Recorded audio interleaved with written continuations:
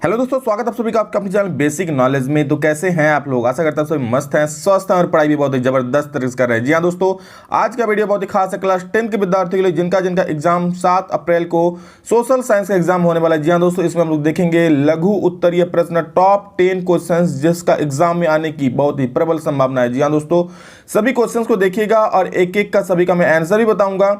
जो पढ़ लिए उनका रिवीजन हो जाएगा, जो नहीं पढ़े हैं उनको याद हो जाएगा। बिल्कुल समझ लीजिए, समझ के ही आप लोग जाएंगे तो आप लोग एग्जाम में लिख सकते हो। तो वीडियो को ध्यान से थोड़ा पेशेंस से देख लीजिए, जितना मिनट का बनता है 10 मिनट 15 मिनट का। देखिए 10 मिनट 15 मिनट बड़ा नहीं होता है। आप लोग इतना क्वेश्चन ढूंढने कहीं जाइएगा, ढूंढ के पढ़िएगा तो उसमें 1-2 घंटा 3 घंटा लग जाएगा। तो सभी जब एक जगह पे कलेक्ट होकर मिलता है तो फिर उससे बढ़िया चीज़ और क्या हो सकती है, वो भी ऑनलाइन में। अगर एक बार भी नहीं समझ में आया, 2-2 बार देख सकते हो। यही तो है ऑनलाइन की खासियत। तो चलिए शुरू करते हैं, देखते हैं क्या क्या सवाल है इसमें और उसका जवाब क्या होता है। सोशल साइंस सामाजिक विज्ञान लघु उत्तरीय प्रश्न 10 सबसे महत्वपूर्ण सवाल उठाकर लेकर आए दोस्तों। इस प्रकार का वीडियो और 1-2 आएगा। इसके बाद दोस्तों हम लोग का दीर्घ उत्तरीय प्रश्न का भी आएगा और पेपर में बिल्कुल इससे प्रश्न छपेगा ही, छप चुका भी होगा। देखिए वायरल क्वेश्चन से ये मतलब ये बहुत ही महत्वपूर्ण है। और एक बात बता दूं, आप लोग किस प्रकार का वीडियोस चाहते हैं सोशल साइंस में, ये भी कमेंट करके बोल सकते हो ताकि मैं आप लोग के अकॉर्डिंग वीडियोस बना सकूं। चलिए दोस्तों, इस वीडियो को शुरू करते हैं। उससे पहले चैनल पर जितने सारे विद्यार्थी पहली बार हैं इसी प्रकार के वीडियो पाने के लिए, अपने एग्जाम की तैयारी बहुत ही बढ़िया तरीके से करने के लिए सब्सक्राइब जरूर कर लीजिए। इतने लाखों विद्यार्थी यहाँ पर लाभान्वित हो रहे हैं तो आप फिर पीछे क्यों हट रहे हो? बिल्कुल शेयर कीजिए अपने दोस्तों को ताकि उनको भी पता चले और पढ़ाई में कुछ अच्छा कर पाए। चलो दोस्तों, इस वीडियो को शुरू करते हैं। देखिए दोस्तों, क्या है पहला सवाल हम लोग का कि ब्रिटेन की महिला कामगारों ने स्पिनिंग जेनी मशीन पर हमले क्यों किए। भाई साहब बहुत महत्वपूर्ण सवाल है और एग्जाम में छप चुका होगा लगभग प्रश्न कि ब्रिटेन की जो महिला कामगार था स्पिनिंग जेनी मशीन पर हमले क्यों करता। हमले मतलब दोस्तों ये नहीं कि स्पिनिंग जेनी मशीन पर लड़ गया उससे, मतलब उसका विरोध कर रहे थे। तो देखिए क्यों, बेरोजगारी के भय से महिलाएं नए प्रौद्योगिकी का विरोध करते थे। मतलब देखिए अब वो लोग क्या सोच रहे थे कि स्पिनिंग जेनी मशीन आएगा तो फिर बेरोजगारी सताने लगेगा, बेरोजगारी आ जाएगा। अब मान लीजिए कोई मशीन अगर आ रहा है, मशीन काम करेगा, वो 4 आदमी के बराबर काम करेगा तो भैया मशीन को ज़्यादा प्रेफरेंसेस मिलेगा ना। तो इसीलिए जब वो लोग देखी कि मशीन ज़्यादा काम कर रही है तो क्या किया, बेरोजगारी के भय से महिलाएं नए प्रौद्योगिकी का विरोध करते थे। स्पिनिंग जेनी के आने से उन्होंने अपना रोजगार छीन जाने का भय सता रहा था। और जब स्पिनिंग जेनी मशीन आ गया था तो उन्हें अपना रोजगार छीन जाने का भय सता रहा था कि इस मशीन आ गया मतलब अब उन लोगों को काम से हटा दिया जाएगा। और इसीलिए ब्रिटेन की महिला कामगारों ने स्पिनिंग जेनी मशीनों पर हमले कर दिए। क्यों, और इसको आप लोग और बढ़ा चढ़ा कर भी लिख सकते हो, ठीक है। और कैसे लिख सकते हो कि स्पिनिंग जेनी मशीन औरतों से, उन महिलाओं से ज़्यादा काम कर रही थी। जो ऊन काटने का मशीन था वो ज़्यादा ऊन काट रहा था महिलाओं के मुकाबले, इसलिए उन लोगों को भय था कि जो कंपनी के मालिक है, जो उद्योग के मालिक है, उन लोग हटाकर स्पिनिंग जेनी मशीन को ही परमानेंटली तौर पर रख ले, ठीक है। और इसलिए उन लोग उसका क्या करने लगे, विरोध करने लगे। देखिए समझ जाओगे तो यार 5 लाइन को तो 10 लाइन लिख सकते हो, अगर रटोगे तो 5 लाइन को 4 लाइन लिख कर आओगे। यही तो है खासियत समझने का।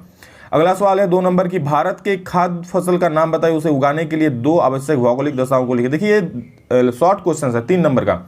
तो इसमें ना दोस्तों आप लोग को छोटा ही ज़्यादा बड़ा लिखना नहीं होता है। यही अगर 5 नंबर में पूछा जाता है तो फिर आपको बड़ा लिखना पड़ता।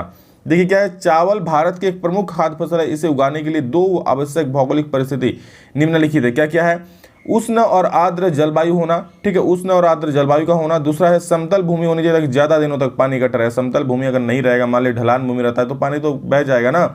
तो फिर चावल कहाँ से होगा भाई साहब, चावल की खेती तो आप लोग की मतलब चावल की खेती नहीं, धान की खेती होती है, ठीक है। तो उसके लिए पानी का मेन जरूरत होता है और अगर समतल खेत नहीं रहेगा तो पानी इकट्ठा नहीं रहेगा, जिस कारण फिर चावल की धान की खेती नहीं होगी, ठीक है। अगला सवाल है क्या, विश्व व्यापार संगठन के किन्हीं 2 उद्देश्यों को लिखिए। तो विश्व व्यापार संगठन के 2 उद्देश्य निम्नलिखित है। पहला उद्देश्य क्या है, विश्व व्यापार संगठन यानी कि वर्ल्ड ट्रेड ऑर्गेनाइजेशन। दोस्तों आप लोगों के लिए एक सवाल है कि विश्व व्यापार संगठन का मुख्यालय कहाँ है। ये चीज़ मैंने आप लोग ऑब्जेक्टिव में पढ़ा चुका है, तो जल्दी से कमेंट करके सभी लोग बोले जो ध्यान से देख रहे हो। क्या 2 उद्देश्य निम्नलिखित, क्या वस्तुओं और सेवाओं के उत्पादन एवं व्यापार का प्रसार करना। वस्तु और सेवाओं के उत्पादन मतलब मान लीजिए किसी देश में जो वस्तु उत्पन्न हो रहा है, जो सेवाएं दी जा रही है देश के द्वारा, उसका व्यापार का प्रसार करना। मतलब अब देखिए विश्व व्यापार संगठन क्या जब हो गया तो पूरे विश्व में वो व्यापार कर सकता है, इसको लेकर एक ऐसा संगठन बनाया। तो वस्तुओं और सेवाओं का जो व्यापार है वो उसको प्रसार करने के लिए संगठन का यहाँ पर ऑर्गेनाइजेशन हुआ था। अगला है पर्यावरण का संरक्षण एवं उसकी सुरक्षा करना, और इसी संगठन के तहत पर्यावरण का संरक्षण एवं सुरक्षा का भी ध्यान रखा जाता है कि पर्यावरण भी ज़्यादा सुरक्षित रहे, ज़्यादा प्रदूषण ना हो, उसी प्रकार का, ठीक है। अगला सवाल है 4 नंबर की, लोकतंत्र किस रूप में एक उत्तरदायी शासन। लोकतंत्र, जी हाँ दोस्तों, जो हम लोग देश में शासन है लोकतंत्र वही जिसमें लोगों के द्वारा, जनता के द्वारा शासन चलाया जाता है, जनता खुद सरकार चुनती है, यही तो है लोकतंत्र शासन व्यवस्था।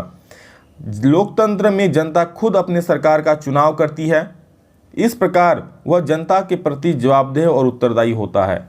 ठीक है, लोकतंत्र में क्या करता है, जनता खुद अपने सरकार का चुनाव करते हैं। मान लीजिए आप अपने लिए किसी आदमी को खड़ा करते हो, ठीक है, कि भाई साहब आज से मेरी सारी जिम्मेवारी तुम्हारी।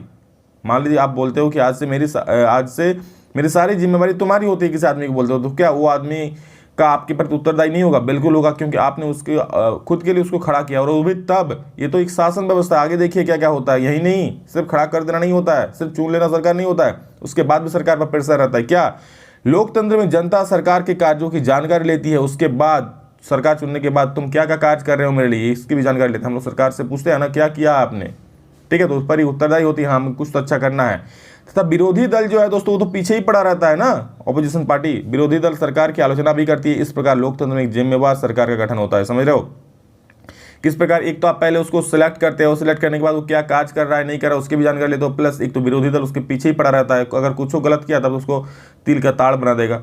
तो इसलिए इस प्रकार दोस्तों लोकतंत्र एक उत्तरदायी शासन व्यवस्था है। समझ गए?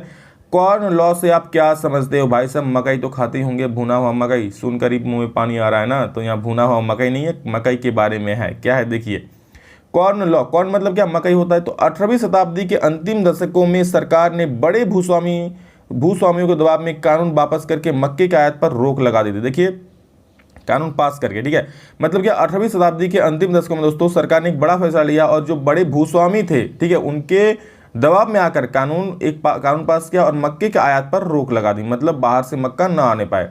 और जिस कानून की सहायता से मक्के के आयात पर रोक लगाई गई थी उसे ही क्या कहा जाता था? कॉर्न लॉ कहा जाता था। ठीक है, कॉर्न लॉ मतलब लगा क्या किया कि अब देखिए हमारे देश में मान लीजिए बाहर से अमेरिका से मान लीजिए मक्का आ रहा है, या फिर चीन से आ रहा है, कहीं से भी मान लो पाकिस्तान से आ रहा है। अब भारत सरकार क्या करेगा? इस पर बैन लगा देगा कि भाई साहब अब विदेश से हम लोग का देश में मक्के का कोई आयात नहीं होगा, हमारे देश में मक्का नहीं आएगा। तो क्या होगा? ऑटोमेटिकली हमारे देश में जो मक्का है उसका दाम बढ़ जाएगा।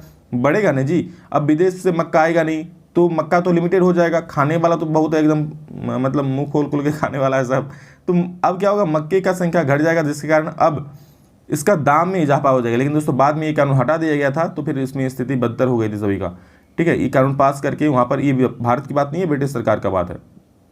ओके, तो कॉर्न लॉ मतलब कॉर्न जो है, कॉर्न को रोकने के मतलब भूस्वामी के दबाव में आकर एक करने के मक्के के आयात पर रोक लगा दी थी, और जिस कारण जो मक्के के आयात पर रोक लगाई थी उसे ही कॉर्न लॉ कहा जाता है, मतलब नियम। समझ गए हो? चलो आगे बढ़ो। राजनीतिक दलों के सुधार के उपायों के बारे में बताएं। उस राजनीतिक दल के सुधार के, चलिए राजनीतिक दल को सुधार कैसे करना है, चलिए हम लोग सुधार करते हैं। देखिए कैसे करेंगे। सबसे पहले देखिए क्या है, आप लोग क्या क्या करना है। राजनीतिक दलों में सुधार के लिए निम्नलिखित प्रयास किए गए हैं। क्या क्या किया गया? देखिए उच्चतम न्यायालय ने पैसे और अपराधियों का प्रभाव कम करने के लिए एक आदेश जारी किया है। उच्चतम न्यायालय जो है दोस्तों, उन्होंने क्या आदेश जारी किया है? पैसे और अपराधी का प्रभाव कम करने के लिए आदेश जारी किया है। क्या क्या आदेश जारी किया दोस्तों? उसमें आप लोगों को संपत्ति का ब्यौरा देने के लिए कहा गया, सब बहुत कुछ बताया गया उसमें। नेक्स्ट है, चुनाव लड़ने वाले हर उम्मीदवार को अपनी संपत्ति के ब्यौरे का शपथ पत्र देना अनिवार्य कर दिया गया। जो भी चुनाव लड़ेगा उसको अपना संपत्ति का ब्यौरा देना पड़ेगा कि भाई साहब आपके पास कितने रुपया है, करोड़पति है, लखपति है कि रोडपति है, आप ये जरूर बताइए यहाँ पर। ठीक है, तो ये चुनाव लड़ने वाले हर उम्मीदवार को अपनी संपत्ति का ब्यौरा देना पड़ता है कि उसके पास कितना धन है। उसके बाद देखिए, विधायकों और सांसदों को दल बदल रोकने के लिए संविधान में संशोधन किया गया। तो सबसे बहुत अच्छा नियम बनाया गया कि मान लीजिए कोई पार्टी से कोई यहाँ पर नेता जीत जाता है, ठीक है, और वो क्या करता है, पैसे के लालच में दूसरे दल में चल जाता है। तो सोच सकते हो, जो पैसे और पद के लालच में अपने पार्टी को छोड़कर जा सकता है, वो जनता के साथ क्या कर सकता है। तो मैं यही निर्देश दूंगा कि, और यही कहना चाहूँगा कि इस प्रकार का काम जो करते हैं उसका बिल्कुल सपोर्ट मत करना। जो दल बदलू हैं उस पर कभी विश्वास मत नहीं करना, क्योंकि जो अपने पार्टी का नहीं हो सका, जिसने उसे जिताया, जिसके दम पर जीता वो, उसका नहीं हो सका, तो वो फिर जनता का क्या होगा। तो इसलिए दोस्तों इस सरकार ने भी इसको सोचा और इस पर कड़े एक्शन लिए। विधायकों और सांसदों को दल बदल रोकने के लिए भी संविधान में संशोधन कर दिया गया है। मतलब अब ऐसे ही कोई दल बदल नहीं कर सकता है।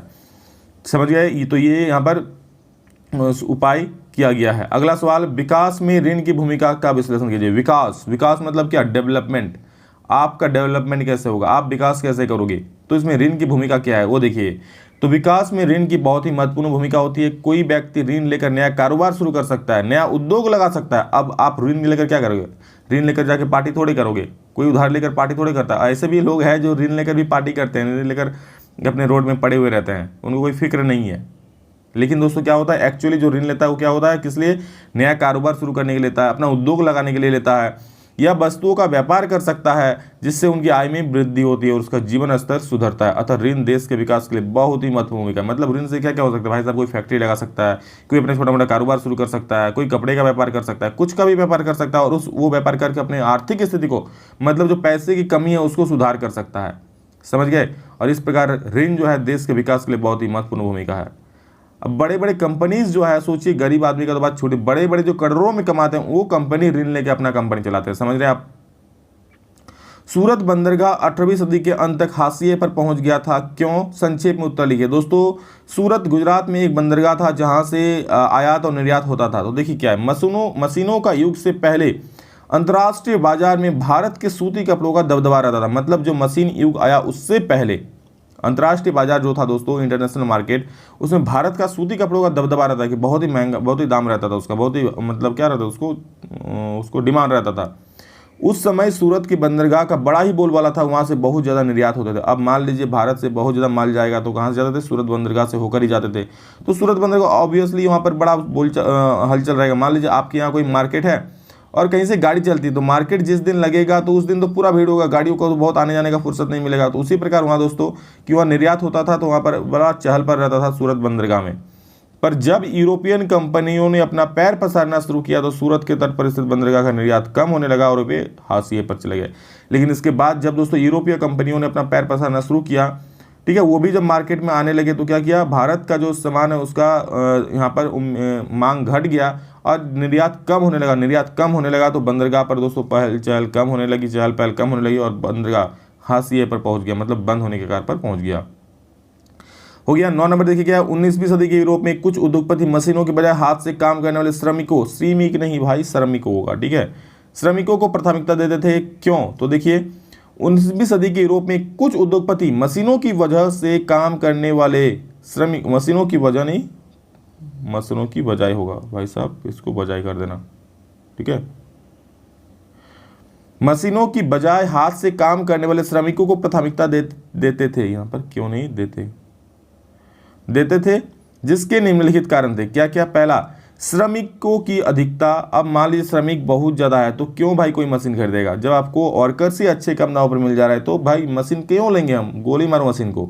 श्रम की मौसमी मांग, देखिए हर एक मौसम में एक जैसा उत्पादन नहीं होता था। जब डिमांड ज़्यादा रहती थी उस वक्त उत्पादन ज़्यादा करना पड़ता था, जब डिमांड कम होती थी उस वक्त उत्पादन कम करना पड़ता था। जैसे आप मान लीजिए दुर्गा पूजा में ही कपड़ों की डिमांड ज़्यादा रहती है तो उसको जब बनाएगा तो उस वक्त डिमांड ज़्यादा रहेगी तो उस वक्त तो काम करना पड़ेगा था।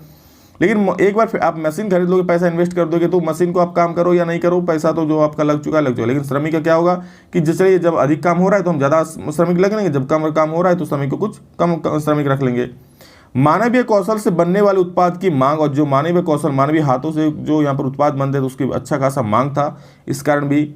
और हाथ से बनी वस्तु के प्रति आकर्षण, हाथ से बनी वस्तु का आकर्षण दोस्तों कुछ और ही होता है, वो तो मशीन ही नहीं होता है, वो तो हाथ से होता है। तो हाथ से बनी वस्तुओं का भी यहाँ पर आकर्षण था, ये भी हो जाएगा। और मशीनों की समस्या, ठीक है, और मशीनों की समस्या भी, सभी को मशीन मिल भी नहीं रहा था तो इसलिए ये सही उत्तर हो जाएगा। राजनीतिक दल के प्रमुख कार्य क्या है, तो देखिए राजनीतिक दल के प्रमुख कार्य निम्नलिखित है। एक नंबर है, राजनीतिक दल चुनाव लड़ता है। राजनीतिक दल क्या कार्य करता है, सबसे बड़ा कार्य करता है वो चुनाव लड़ने का कार्य। कोई भी राजनीतिक दल अगर चुनाव नहीं लड़ता है तो वो फिर राजनीतिक दल बनेगा ही क्यों, बिल्कुल नहीं। तो सबसे पहला और बड़ा उनका काम होता है जिसके लिए वो राजनीतिक दल बनाता है, जिसके लिए पार्टी में आता है, कि चुनाव लड़ना और सत्ता को, चुनाव जीतकर सत्ता में जाना, ये सबसे बड़ा उनका कार्य होता है। उसके बाद दूसरा क्या है, राजनीतिक दल अपनी नीति और कार्यक्रम को तय करता है, जिसके आधार पर वो चुनाव लड़ते हैं। वो क्या करता है, अपनी नीति और कार्यक्रम तय करता है, ठीक है। सरकार और जनता के बीच मध्यस्थता की भूमिका निभाती है। मान लीजिए सरकार और जनता के बीच में कुछ बात करना हो, कुछ भी यहाँ पर चीज़ें पहुँचाना है तो उसके बीच में मध्यस्थता का काम करता है। जो भी स्कीम आया उसको पहुँचाने के लिए सरकार और जनता के बीच मध्यस्थता, मीडिएटर का काम करता है। और सरकारी योजना के बारे में जानकारी देता है, जनता को जानकारी, सरकारी जो भी सरकारी योजनाएँ आती है, मोदी आवास, ये आवास, वो शौचालय, ये गैस, जो भी हो उसके बारे में जनता को जानकारी देती है। तो ये है दोस्तों राजनीतिक दलों के प्रमुख कार्य, और भी बहुत सारे कार्य आप लोग लिख सकते हो अलग अलग। और तो दोस्तों ये था आप लोग का 10 सवाल जो कि आप लोगों को कंप्लीट हो चुका है, और आशा करता हूँ आप सभी को समझ में आ गया होगा। इसी प्रकार के आप लोग वीडियोस पाने के लिए सब्सक्राइब जरूर कर लीजिएगा। अच्छे प्रकार से एग्जाम किया। देखिए ये जो 10 मिनट का या 15 मिनट का वीडियो बना, ये आप लोग देख लोगे तो एग्जाम में इससे समझने का सवाल आएगा तो भैया छोड़ के तो नहीं आओगे ना। ये सबसे जरूरी चीज़ है। सोशल साइंस में जो है डिट्टो लिखा नहीं जाता, समझ कर अपने भाषा में बना करके लिखा जाता है, ठीक है। तो बस अच्छे से पढ़िए और सभी को शेयर कीजिए ताकि सभी को इसकी जानकारी मिले। और किस प्रकार आप लोग वीडियो चाहते हैं ये कमेंट करके जरूर बोलिए। चलिए दोस्तों, love you all, thank you all of you. अभी के लिए इतना ही, फिर मिलेंगे नेक्स्ट वीडियो में जल्दी। तब तक के लिए जय हिंद, वंदे मातरम।